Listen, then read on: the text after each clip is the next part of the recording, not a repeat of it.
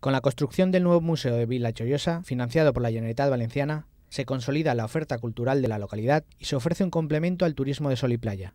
como ha señalado su alcalde Jaime Lloret. És una nova oferta no només per a la vila, sinó per a tota la Marina Baixa, i el que pretenim és que el turisme cultural, que maneja aproximadament el 40% del turisme mundial, pues bueno, que hi hagi una ampliació en la comarca de oferta. El vicepresidente del Consell, José Ciscar, ha visitado la localidad y se ha interesado por el plan de rehabilitación del patrimonio histórico local y su impacto en el turismo. Todos sabemos que la Comunidad Valenciana tiene un patrimonio cultural muy importante y el hecho de que ese patrimonio lo podamos poner a disposición de nuestros visitantes del sector turístico es muy importante, porque el turismo cultural es también algo que el visitante agradece muchísimo. En julio, el número de turistas en la Comunidad Valenciana aumentó un 8% con respecto al mismo mes del año anterior. Y eso nos hace ser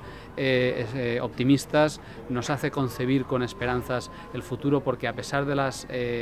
graves dificultades económicas, como todo el mundo conoce, estamos convencidos de que la Comunidad Valenciana tiene un potencial enorme, que vamos a salir reforzados de esta situación de crisis. Finalmente, Ciscar ha señalado que los esfuerzos que están haciendo los ciudadanos no van a ser en balde y van a permitir que salgamos de la crisis.